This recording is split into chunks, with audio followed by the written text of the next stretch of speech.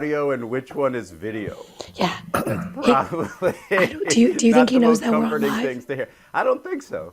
I don't think he so. I knows think let's that play we can this see game him. where Yeah. we look at Jacoby and see if he knows that we are on. And no, Elle is not whispering. She just doesn't have one of those things she's required to do. Television and radio, which is a voice. This is going to be amazing. I love this. I'm just impersonating the Yin Yang twins. Oh, man. You actually sound pretty good when you just get up close to the microphone. Maybe this could be a new thing for you. Oh, yeah. Quiet storm. Like, hi. Okay. I'm going to say that is not a good thing for Jacoby, is the really extreme close-up is probably not great for his career.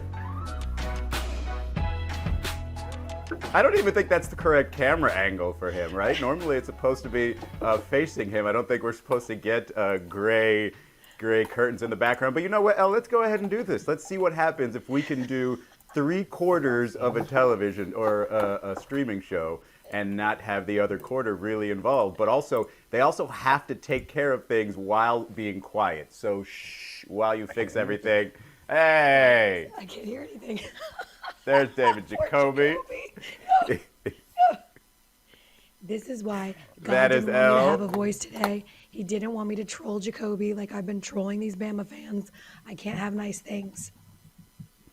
Elle, if you want me to explain it, just feel free. But if you want to Please. explain quickly how or where or why you lost your voice, Well, Go I went to the ahead. national championship. I screamed the whole time for Georgia. There was probably a few F-Bamas in there as well, although there weren't a ton of Bama fans. I then went and didn't sleep, flew back from Indianapolis in the morning, and worked all day. So I woke up this morning and my voice was even worse than it was yesterday, guys. this Here's is the Duncan deal. taking the L. I do have a whiteboard today. So you could call me, we have our Alabaster King. You can call me the melanated queen Chrome settings or today something. only. You hear it through. You're supposed to hear the audio. Giving through my Zoom. takes on a whiteboard, probably. Okay. This is such a We joy. also have a fourth guest who we don't know, the master man in the corner. But we're going to go ahead and start with the first topic because, you know, time doesn't wait for anybody. All right, guys, and you know Jacoby would really be great on this one too. But our first topic, after last night's performance, are you with Ja Morant when he says the Grizzlies are one of the best teams in the NBA?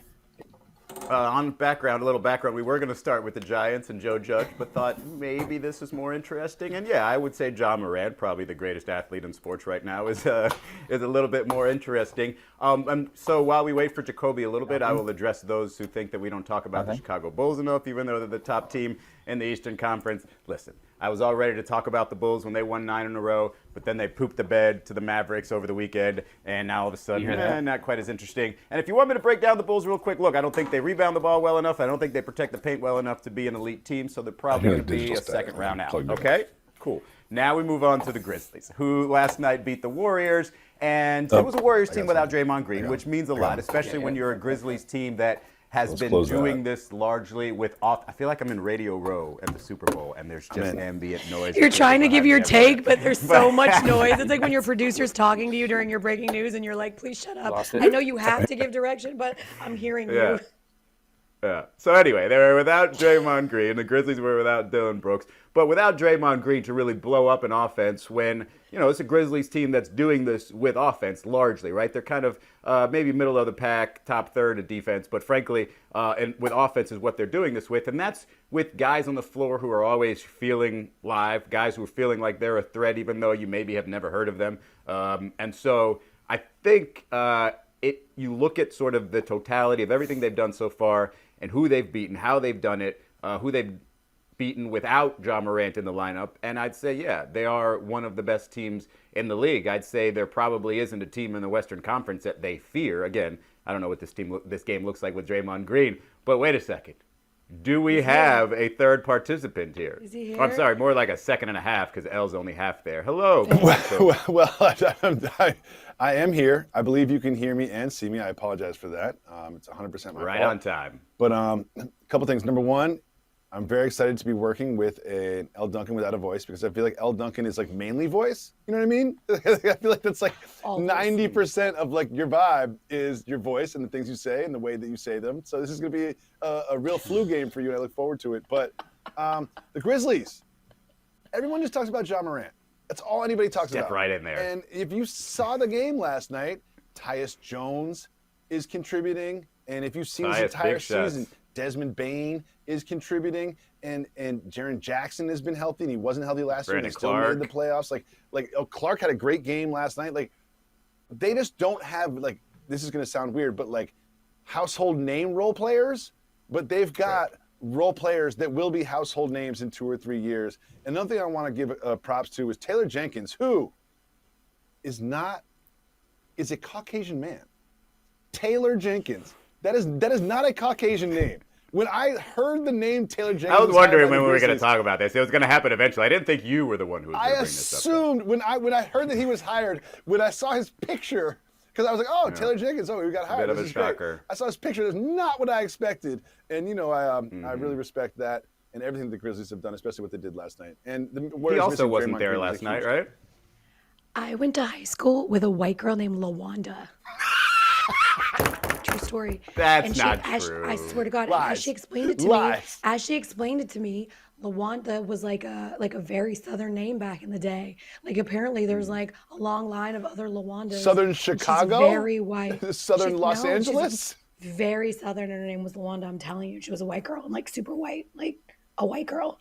As it pertains to the Grizzlies, Izzy, you mentioned the defensive part of this. They actually, since December 1st, have the best defensive rating in the NBA. And more importantly, can you read this?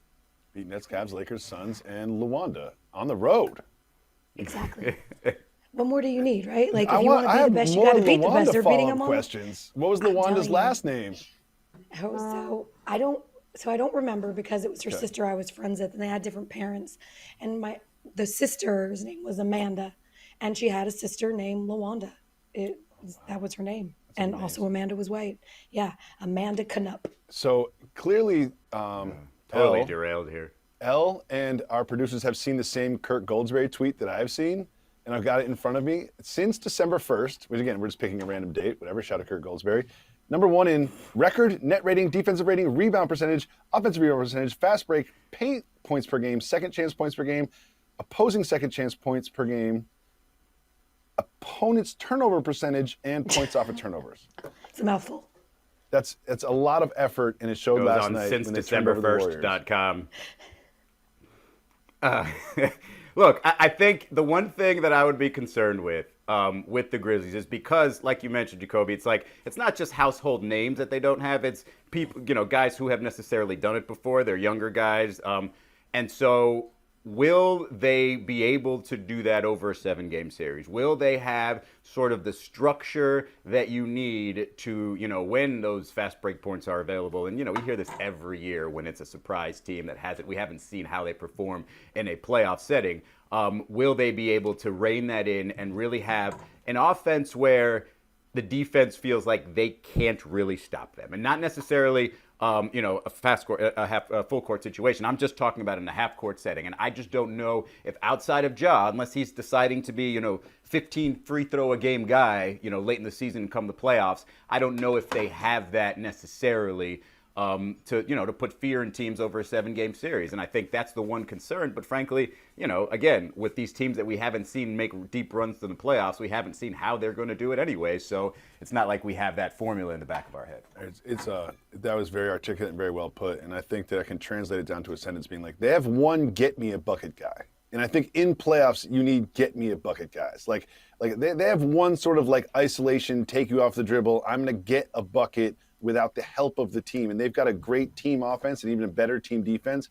But in the playoffs, as we've all seen year after year, and we've heard analysts say this forever, everything slows down, everything becomes half court, everything becomes isolation, it becomes my star against your defender, and they seem to have one reliable get-me-a-bucket guy. 1.5. I'll put Dylan Brooks in. Do you think we can change that, though? Do you think we can change that thinking? Because as much as like I love the go get a bucket guy, it's part of the reason why I don't love the Bulls in the playoffs, because if it comes down to DeMar DeRozan just going one-on-one and getting like I've seen that before in the playoffs and it doesn't really work out especially well. I think it's just more of a breakdown of defense guy. Like breakdown of defense, make the right choice, because these days everybody can shoot. It seems like if they're on the floor, especially in a critical situation. So and I think that's what Ja can do. I mean, if there's anything he can do, it's get anywhere on the floor, right? So if he can break down that defense, and maybe all these other guys, because they've been trusted throughout a season where they could win 50, 55 games, maybe that is the formula in the playoffs. Hey, just trust me, continue to trust me, because I know you can break down the defense. I know that help's going to come.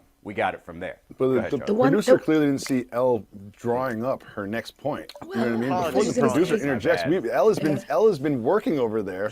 Yeah. Let's see the whiteboard. Yeah. Well, it doesn't.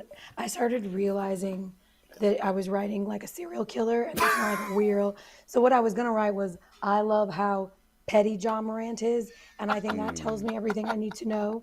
Like in the intangible world, right? You guys are breaking down like who's the go bucket guy, who's doing this and who's doing that, and that's all well and good. But there's a certain amount of petty that you need, and for him to look at a little kid wearing a Warriors jersey and be like, "F you, little kid, I don't like you." I'm here for Ja Morant and for all of that, and that tells me everything I need to know. They're gonna take. That also happened last night. Yeah. You can explain, Izzy, because I literally don't have the voice to. Okay, but do you have thumbs? Because if you have thumbs, we would like you to tweet the link of the show. I'm way ahead of you. Did you? I'm the only one that did. Alabaster over there, Fingers McGee, says it doesn't seem like you did. I definitely did. I said I don't have a voice, but this should be interesting, and I've tweeted both of you too. Wait a minute now. Can we get Jacoby some help to tweet that, please? I'm doing it right now, bro. I'm doing it right now. Set this up by himself. His masked handler over there. I so tweeted this already. At 12:28. Miss me with that, Alabaster. Sounds like this voice is slowly coming back to us. We should say things. It's because I'm getting angry. It's because I'm getting angry. Is that all it takes? Yeah. So if I hold up an Alabama helmet right now, your voice will be crystal clear? 100%. All right, what do you got, Charlie? Hand up. I was wrong, Al. You tweeted the show. Thank you for that. But I actually have I have a basketball question for you, Jacoby. You're talking about needing multiple bucket getters in the playoffs. Are we sure about that, given that the Bucks last year won the title and really had one bucket getter down the stretch? Why can't Ja Morant be that guy? Okay, Alabaster, a couple things. The Bucks have a big three. Wow, his head was fully sideways. And if Chris Middleton is not a bucket getter, what is he then? What exactly is Chris Middleton if not a bucket getter? He's not a defender. He's not a playmaker. He's Desmond Bane he's not with better a shooter. PR. And I would say that I actually disagree with that PR thing. Like, I think Chris Middleton got beat up until he held up a championship. Like, I think this year is a little freer, and now you can definitely see him as a bucket getter. But I think a lot of us are saying, bucket getter in the fourth quarter of a finals, let's see. And, there you go. Happened. Well, the Grizzlies have Steven Adams, who's been one of my favorite players, who I consider a bucket getter, but more like buckets of fish, like during the offseason. But what can you do? Bucket getter. I feel like he can carry lots of buckets of like very heavy concrete. He does have big like Jason Momoa energy. Yeah, if you needed someone to get you buckets, it's like literally, I've got some buckets. I need you to get them for me. Yeah. Steven Adams would do that for you. Carry them. Yeah. On the defensive side with the Grizzlies, and you mentioned Steven Adams, he didn't play. They did a great job, it seems like, on Steph and the Warriors. And I'm starting to wonder if, Clay is going to feel like he needs to be that second bucket getter for them. Because, there was a couple of possessions late in last night's game where it's just like, all right, put the ball in Clay's hands and see what he can do. And I think that's more of a let's get Clay ready for the postseason and comfortable however we need to, rather than, strategic stuff right now. But what did you think about the Grizzlies defensively, specifically against Steph and the Warriors? Well, I'm glad you mentioned both Clay and the Grizzlies defense, because I really think that I'm a Draymond Green stan. Like, I will ride for Draymond Green no matter how many triple singles he puts up. And I think that the Warriors offense didn't look like the Warriors offense. The Grizzlies played good defense, and they'll get in passing lanes, and they play more like higher pressure, like further away from the basket. They'll deny passes, which is kind of like something people don't do in the NBA. And the Grizzlies will do that. They commit to that type of defense. But Draymond Green does so much for this Warriors team. We know he does defensively, but he does so much offensively that just doesn't end up in the traditional stat sheet. Like, when you watch, it didn't feel like the release valves were there yesterday, the way Draymond creates when all that pressure. Exactly, and all the turnovers. The Grizzlies had a ton of points off of turnovers. And when you watch like a run, we all work at ESPN, so we've all seen sort of like, oh, good Steph 3 VOs. You know what I mean? We've all seen like give me 20 seconds of Steph hitting threes, and like 50% of those threes are assisted by Draymond Green or are screened by Draymond Green, or the first screen was Draymond Green, and then he ran around a second screen. What Draymond Green does for this offense is so important. I think that was really sort of manifested last night. Not to take anything away from the Grizzlies defense, which is excellent, but like that's really what I took away from the lack of offense from Draymond Green and Steph Curry. Steph Curry had 27, 10, and 10, but if you didn't watch the game, you're like, amazing game by Steph Curry. But it's kind of a pedestrian 27, 10, and 10 from Steph last night. I believe the artist has a completed picture here. You got to work on your framing. You're Put it in front of your face. Center that bad boy. No, other way. There you go. Boom. More other way. More annoying standard storyline starter. Should we be concerned, or who is getting snubbed in the MVP race? Both of those things currently on NBA.com. Don't we feel like this is the part of the year where we just say over and over and over again, should we be concerned? And I'm saying that because the Alabaster King put that the Warriors lost 3 of their last 4, as if that matters in January and December. And then, of course, the other storyline being Jokic feels like he's being disrespected as an MVP. Good God. Thank you. So are we now at the point where this is going to be the prevailing thought in the NBA, and which one's the more annoying one? Great question. I think the thing that annoys me the most about the NBA is there's so many games and we still just talk about championships, and who's going to win it when we're like, an MVP, yeah. Like in mid-December, it's like I don't really care about any of those things in mid-December. The teams are going to change, personnel is going to change, and frankly, the MVP is not going to be decided until March or April. So I think they're all equally annoying, but I'm not concerned about the Warriors. I do think the Grizzlies are up there. And, do I think that they're going to upgrade their roster? I think they're probably going to let it ride with what they've got. And I don't think they, those guys, those no names that Jacoby was talking about, don't have enough value outside of Memphis right now for them to get, a ton of value back. So I do think that they're going to stay put and look like that surprise team. But more importantly, guys, will LeBron ever win another title? Okay, I'm done. Yeah, I mean, it's the title talk and the MVP talk, sort of like the two big shiny awards. We put them in front of the sort of the bunny in front of the racing dogs in like November. Like at Thanksgiving, we're like, who's ahead in the MVP race? If you remember, literally 365 days ago, it was like LeBron number 1, Joel Embiid number 2. And I think neither finished like in the top 5, to be honest with you. Well, the first person who gets mentioned in the MVP race every year, you can pretty much bet everything you've got that person's not going to win it, because it just never ends. I remember one year, like Elton Brand in like November was being hyped up for an MVP. I was like, well, he's definitely not winning it. But that's just where we go. It's where we go. Yeah, And Jokic, I think, is going to get insulted a little later. At some point last year, for sure, we kicked around Julius Randle. For sure, some point last year, he came up every on an Halloween, Kyler Murray is the MVP of the NFL. Every Halloween. It's just Kyler Murray is the MVP. He's like, if the NFL season, instead of expanding to 18, went down to 4, Kyler Murray would have been the MVP for the last 3 years. Hey, Jacoby, people, you probably couldn't hear us yet, but people tend to complain to me that we don't talk about the Chicago Bulls enough, even though they're number 1 in the East. So I would like you to tell me why you're not sold on the Chicago Bulls. Oh, I made a mistake. There's our Bulls coverage. You know, sometimes when you're in this business, you have a take mistake. I made a take mistake. I was like, it was like 10 games in, I was like, the Chicago Bulls have played the easiest schedule in the NBA. This team is going to come back to earth. This team doesn't play defense. This roster isn't working. And then like, here we are a few months later. And like, sometimes you have to look right in the mirror and the camera and be like, I was 1,000% wrong about that. Like 1,000% wrong.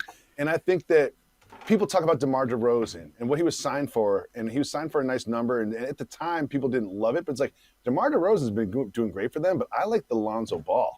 Lonzo Ball has really every single year in the league. I think 1 year he went down, but every year his shot has gotten better and better. And you remember like the coming out of college Lonzo Ball? I'm sorry, it was like, oh yeah, like this. It was like coming out of college Lonzo Ball couldn't shoot. And one of the questions we had about the Bulls was who plays defense for them. DeMar DeRozan's not a defender. You've got Vucevic, who's not a great defender. But what Caruso and Ball have done at the point of attack when people are bringing the ball over and trying to start up the offense has been amazing for them. And I was wrong about the Bulls, but however, I wouldn't pick him in a series over the Nets. I wouldn't pick him in a series over the Bucks. See? I wouldn't. All right, there's your Bulls coverage. Jacoby likes the Lonzo Ball. All right, what do we got next? All right, guys, we are moving on to some NFL coaching carousel. And our question is, how desirable is the Giants coaching job?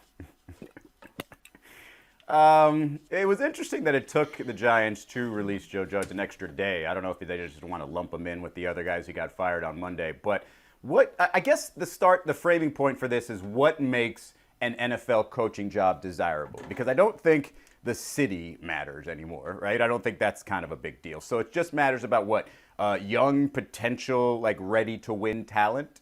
Maybe a GM that you can work with. The Giants don't have a GM currently. Gettleman just got the luxury of retiring. And what I'm assuming a quarterback, right? A quarterback's top of the list in terms of a job that's desirable. But outside of like a couple of, miracle seasons from Eli Manning, who has kept the Giants, afloat in terms of relevance, who had kept the Giants, I don't really see what could possibly be desirable about this. I guess the best thing is you're in your local area, you're competing with the Jets, who you'll probably do better than. That's probably the best thing that you can consider desirable here. But I don't really see much when you've got a running back, a high pick on a running back who's in a position who's, just not that valued. You've got a quarterback that nobody really trusts necessarily, although he seems to have, physically might still have the goods. I don't see it. Outside of a little bit of a history with Eli Manning and a couple of playoff runs, they haven't really been relevant for 20 years. Oh, that's a hot take. I would say this tells me it's not a good job at all. 5 straight seasons of at least 10 losses. 8 of 9 of those seasons, they haven't gone to the postseason. And to your point, they're bad everywhere. When you think about the other jobs that are open right now, the Broncos, it's kind of a turnkey job. You need a quarterback, but you've got all the pieces there. You got the defense there. You even got special teams, and you've got a fantastic running approach.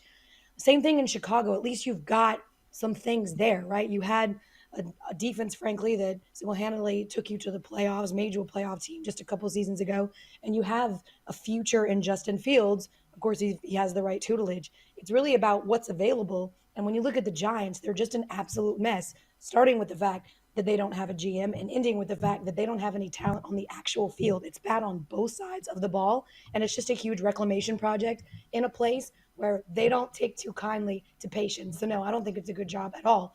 It's a good job in the grand scheme of having a job, but comparatively, it would not be first on my list. No, and I think that this goes way outside of football and outside of sports and just in real life. When it comes to professional opportunity, you want the expectations. You want the bar to be as low as possible. That's really what you want. You want the bar to be as low as possible. You want to look at your boss, and this is in all aspects of life, and say, what do you consider success, right?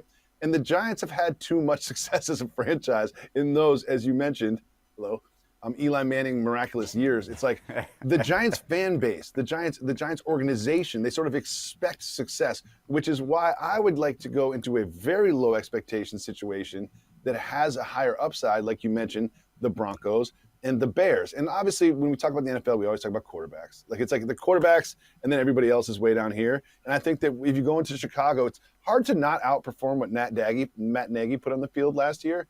And Justin Fields seemed to me in flashes to show some really good things. Trevor Lawrence showed us in week 18 all of a sudden that he can be a good quarterback in the NFL. So I would say the Giants is very low on my list. If I'm Brian Flores, who's going to get a head coaching job and deserves it, if I'm Brian Flores, I'm taking all the other meetings before I travel to New Jersey to take that one.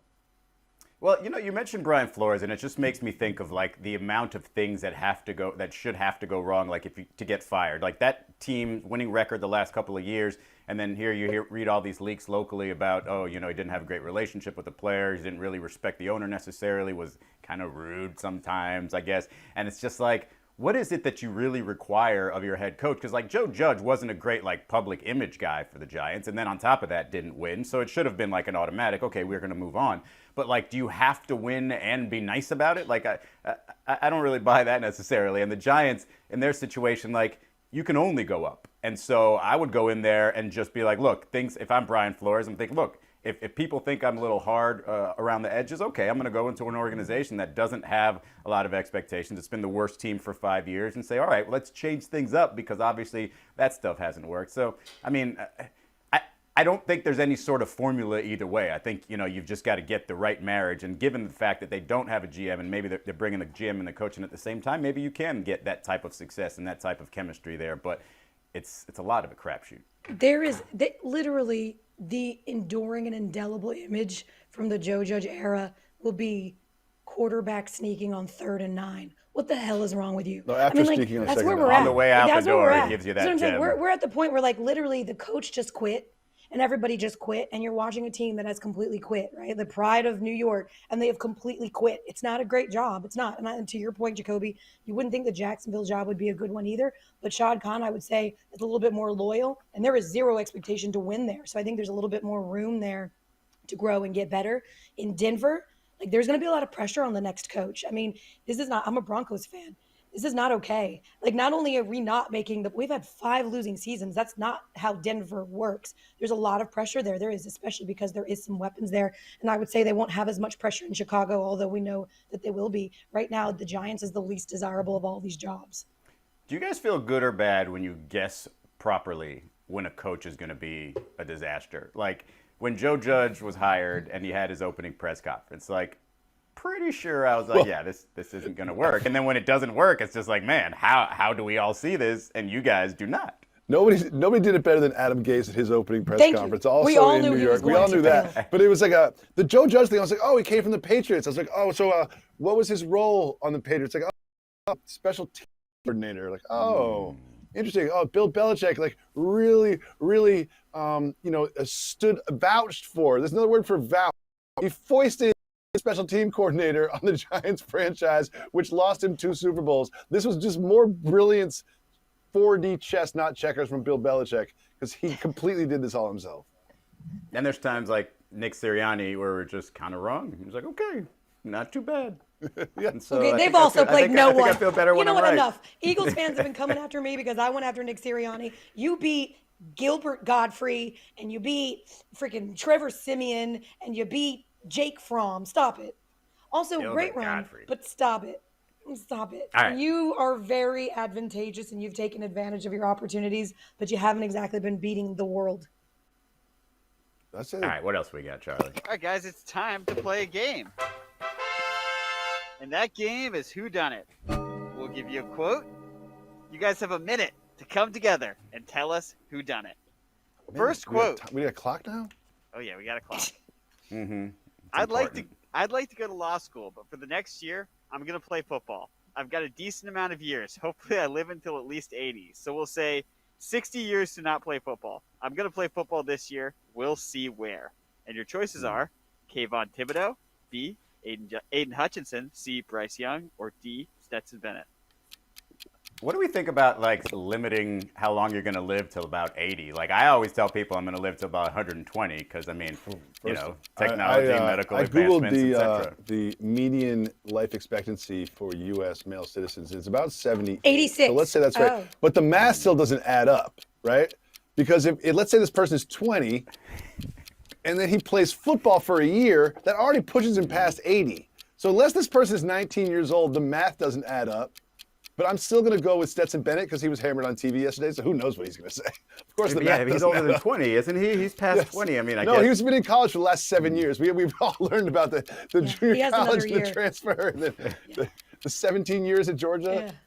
The math says Bryce Young, but it doesn't really make the quote doesn't make sense. No, and that's what I'm saying. Stetson Bennett would not say "we'll see where" as if he doesn't Right. There's no intrigue here. Stetson Bennett's not getting drafted. Come on now, stop. Oh, not he's going to be in camp No, on a team. He's going to be in camp on a team. He might not get drafted, but he will be in camp on Hard Knocks, getting cut in the third All right, episode. B is my final answer. I'd like to do law school. D. Yep. Dang it. But, Oh, God. for the next year, I'm gonna play football. I'm gonna, I've got a decent amount of years. Hopefully, I live till at least 80. So, we'll say 60 years to not play football. Oh my God, poor Stetson. So I'm gonna play football this next year. We'll see where. All right, what stage was it? Was he in the sober stage, the tipsy stage, the drunk stage, or the hungover stage? I know exactly what where he is. stage But listen, of as drinking was he? the only Caucasian here, there's a telltale sign. When you get the super pale face and the super red lip, that's always like a dehydration, went too hard last night. You'll see it on Javen Jacoby from time to time from me. But I will say that was definitely... Just to be clear, it's from you, the Caucasian on Taylor and Jacoby. But I will say that was a on camera, on live television on a 3-letter network, realizing that he was phasing from drunk to hangover. That's what he was doing, literally live on. What I saw there, people were like, "Oh, he didn't sleep." I was like, "No. I didn't sleep. I know what that is. That is he passed out, didn't remember that he had to do this, and then of course." Someone within like the media communications for Georgia, like was knocking on his door and was like, "We have everything set up, Stetson. You got to go now." He drank a little bit of water and then they plopped him down. Like he was still sort of asleep right then. I think he had absolutely been asleep already. Yeah, so there's definitely phases to the hangover too. Like that seems like the phase of the hangover where you're just kind of in this weird place where there's not really a bunch of pain, but you just don't know what's real. You can kind of just yammer on, or you can just kind of sit there and stare. Like I think that's where he was. It was kind of in that in between place. And there's only two. He was just like saying things. There's only 2 directions to go in that state. I've heard.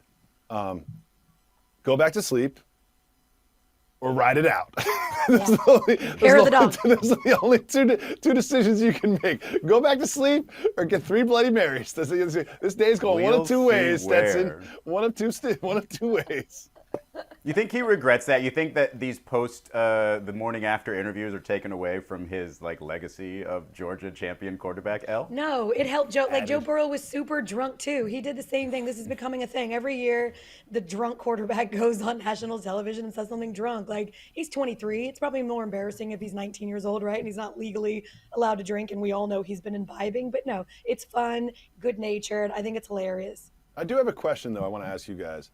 I found, and again, I'm old, I'm a dad. I found the Victory cigars a little apropos, right? Is they come in a plastic wrapper. You know, you're a Florida guy, so you're cigar educated. They come in a plastic wrapper. No one's got a lighter. They're not going to allow you to smoke them. And smoking cigars is extremely overrated as a habit in the first place. I saw the Victory cigars, and I was just like, do we need those? Do we need the cigars? It's what you do now. I'm not a cigar guy, so I don't really have much here. But can you say apropos again? I like how you say that. Apropos? Did I say it wrong? Doesn't it end in an S? It does. It ends in an S. Yeah. I thought you said it apropos. Anyway, what's the next game? All right, we got one more quote here. This quote, Nikola Jokic is not sexy. He's just not. His wife might disagree. There's nothing sexy. There's nothing about Nikola that is sexy to people. And your choices are That's got to be Stephen A. Ty Lue, B. Jamal Murray, C. Michael Malone, or D. Stephen A. That's got to be Stephen A. You think that's Stephen A, huh? I think it's a little too obvious. I think it might be either his own coach or his own teammate, Jamal Murray. It has to be B or C, but I just want to say that I hard stop fully disagree with this. Mainly because we both look alike when we take our shirts off. So I'm just going to say this is I'm sitting this one out. I disagree. Nikola Jokic is extremely sexy. I will disagree with you. His passes are sexy. That's about it. There's not much else there. So where do we go? I'm sure with? his wife will disagree. But I'm gonna go with Michael Malone. I'm gonna go with sassy Michael Malone. I'm going Jamal Murray. It's got to be someone in the Nuggets organization. Stephen A. Wow, we are all over the place. Ty Lue. If it's Ty Lue, then I think we should all walk off set. And Nikola Jokic is not sexy. He's just not. Yeah. There's nothing about Nikola. His wife might disagree. Nikola, that is sexy. Nikola Now, Jokic Nikola's looks brothers like, might come after his coach. He looks like bizarro Dolph Lundgren. Like Dolph Lundgren would have played Nikola Jokic in a movie because he'd be like a better looking version of him. But there's 100% certainty that he is not sexy. And I know he was referring to the MVP thing. He's not sexy enough to garner all this attention. But I love that we took it completely physical, and now we're just ripping on Nikola Jokic for looking ugly. I think Nikola's got a face that looks confused, but really is just playing the part. I think it goes back to that childhood photo of him where he definitely looked like he sold like glazed donuts or water bottles for like an upcharge in junior high, but would just like play it off, like and just act dumb if he didn't know that that was not allowed. Does that make sense? Wait, what's going on with this Jokic love fest? Why is everyone talking about how amazing he is? What's happening? Because we don't have an MVP favorite. We just have like a dozen people that should be, they're disrespected by not being in the conversation. That's where we are in the NBA right now. And Nikola Jokic has been like the talk of the last 2 days. Yeah, it's not about are you the MVP, it's are you in the conversation? Yes. Because if Would I you're want in the my daughter to date you're you? What does that have to respected. do with anything? So what? Oh, well, Joel Embiid has had 7 straight 30-point games, and LeBron's having one of the best seasons of his career, and Nikola Jokic is even better than his MVP. Like, who is the MVP? Like, who? This is all a bunch of straw men that we're arguing against. Guess what? There's about, I don't know, 50 games left to play, and something tells me that 49 games from now we'll have an idea who the MVP is. So it's Izzy's point earlier, we don't have to do this. But I do love this quote. That was Popeye Jones. Popeye Jones, his assistant coach, also famously not sexy, saying he's the type of guy that if I had a daughter, I'd want my daughter to bring Nikola Jokic home and say, hey, Dad, this is who I'm going to marry. I know she would be in good hands. I think any dad that did not play in the NBA would be absolutely frightened if Nikola Jokic shows up at your front door. Like, I mean, Popeye Jones is what, 6'7", 6'8". That might not be the craziest thing. But if you've got a regular-sized dad, Nikola Jokic is not the guy you feel comfortable with. As a girl dad, I will say this, is that I can translate this down, is he's got $200 million, okay? It's got nothing to do with his personality. It's got nothing to do with what he looks like. It's got nothing to do with kind of his character, his ethics, his morals. It's like, if you got $200 million and I raise my daughter right, we can work this out. And I don't have to pay for the wedding. I don't know. You're not going to hit me up for a loan. Like, you can have multiple homes. Like, she's in good hands. I know what that means, Popeye. I know what that means. Your daughter is not in good hands if you're just handing her off to whoever has money. Depends how much. That's debatable. All right, we need another game.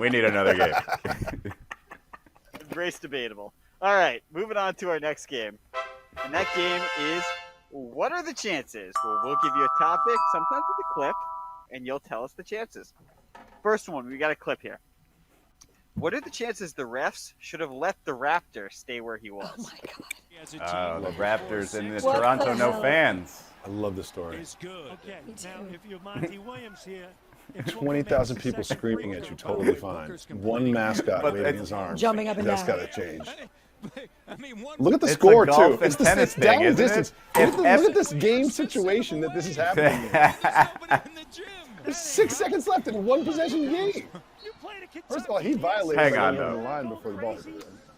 So I don't know if I necessarily buy this, but there is the whole, tennis and golf argument that if everybody's yelling, hey, that doesn't really matter. But if one person's yelling and nobody else is, then hey, that is going to affect you. But I don't necessarily buy that here because how many times do you guys see on the free throw line where these players think they're slick and they try to pop up just at the right time right before the guy's shooting? And like nobody even says a word about that stuff, but you got a dude in a furry costume and all of a sudden you're upset. I got to be honest with you. There was a 100% chance that the ref should have told Devin Booker, that's literally what the mascot is here to freaking do. I'm like, that's his job. There to entertain and it the worked. fans. If there's no fans, what is his gig? Like, what is distract the other players, Jacoby. What the hell? It's like, that wasn't even fans last year. You guys watched League Pass, right? They didn't have fans last year, and if you watch the commercials on League Pass, they don't go to the local commercials. They'll just show you the in-arena stuff.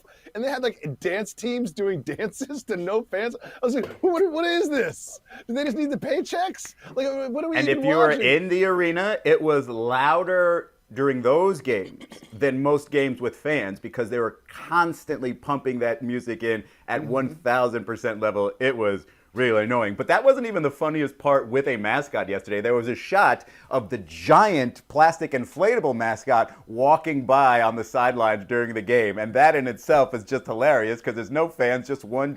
He wasn't working necessarily. He was just going from one spot to the next. And you get a freeze frame of that. It just looks hilarious. I didn't even know they were doing this in Toronto at the moment. I've been watching a lot of Jurassic Park with my 8-year-old son. And I just want to say that them hashing this out is a great moment for human-dinosaur relations. So I'm going to say that he should have 95% let him stay where he was because I just feel like humans and dinosaurs really need to just like get along because I've been watching a lot of Jurassic Park lately. To quote from Jalen and Jacoby, it's such a soft move. I'm sorry, it's so soft. Like It's funny if it's ironic, like which one of the Lopez brothers always fights with the mascots. Like that's funny. Like he has a whole storyline and it's hilarious. Devin Booker was like really upset that the mascot had the gall to stand there and jump up and down. Like it's nuts. I'm looking up Devin Booker's free throw percentage because that's going to be my answer guess for 88. the percentage. It is 87.1% chance that they should have let that go. But it's also like down and distance. There's 6 seconds left in a 1-possession game. And if you're Devin Booker, like, you should really just be focusing on putting the ball in the basket. Yes. Yeah, you know. What do you got, Charlie? The question I have for you guys is a two-parter. One, how shocked are you that was Devin Booker and not Chris Paul complaining about the mascot? And then two, how proud was Chris Paul that he has taught Devin Booker so well to complain in that moment? That's the part that I'm more impressed. Like, he taught him well. He has just fed off of the Chris Paul energy for a year plus now. But that's kind of who Devin Booker has been. He's not like the most warm and fuzzy guy. It's just that we all haven't been in his business enough to recognize what kind of guy he is. He's a little ornery. I would say that left out on an island on that one. You okay. can't see it. No, you can't see it. But just out of the frame is Chris Paul's actually complaining about the mascot, but not having his jersey tucked in. That's what Chris Paul is doing. So Devin Booker is complaining about the hands up, but Chris Paul, just out of the frame, is complaining about the mascot's jersey not being tucked in and that he needs to go to the locker room. And Scott Foster. Scott Foster was in the mascot uniform. You just don't know that. It's a side gig. We all have side hustles. What's the next one? All right, guys, last topic here. We got a soundbite for this one. What are the chances that you believe that Mike Tomlin slept through the end of the Chargers-Raiders game? 85. I missed the end of it. I dozed off. I knew I had a work day waiting on me, or I assumed that I had a work day waiting on me. I think at one point Oakland was up by 15, and that number made you somewhat comfortable. I'm probably better off not having watched it. So it's probably not as exciting of a description as you would have hoped. Isn't this all of us watching East Coast games and we have shows tomorrow? Being like, listen, they were up by 25 in the third quarter. I was tired. I had 2 glasses of wine. Sorry I missed that comeback, y'all. I think there's 85% chance he was asleep. I'm not saying there's 100% chance Ben Roethlisberger learned that he was in the playoffs like the next day, like over breakfast. There is a 0% chance that when that game looked like it could potentially end in a tie, right, which would have eliminated his team, he was not made aware. Someone made that man aware. You need to be watching this game because it could actually impact your team. I do believe he dozed off. I do not believe he found out what happened when he looked at ESPN.com the next morning. Now, see, dozing off is a tricky thing because it could be 5 minutes. It could be 5 hours. And so, there have been times where I've confidently closed my eyes during a commercial or during, a slow music portion of a show where there's not a whole lot of conversation thinking, oh, I'm okay. I'll definitely open back up as soon as I hear either some football or, more dialogue. And next thing you know, it's 3 hours later and all the lights are off and, I'm still on the couch. And so, yeah, I can totally believe that. And, the older you get, the more you value, I think, sleep. I feel like it's trickier to come by the older you get. So maybe he tried to time a melatonin, supplement at just the right time, and maybe it kicked in a little early because that game went a little long. So I totally believe it happened. Melatonin. Such an old I'd go person's 99% reference. there. Oh, look what you did to Alabaster. I changed it up. It was the 1 second delay. Sorry, Charlie. All right, guys. I think that's pretty much it.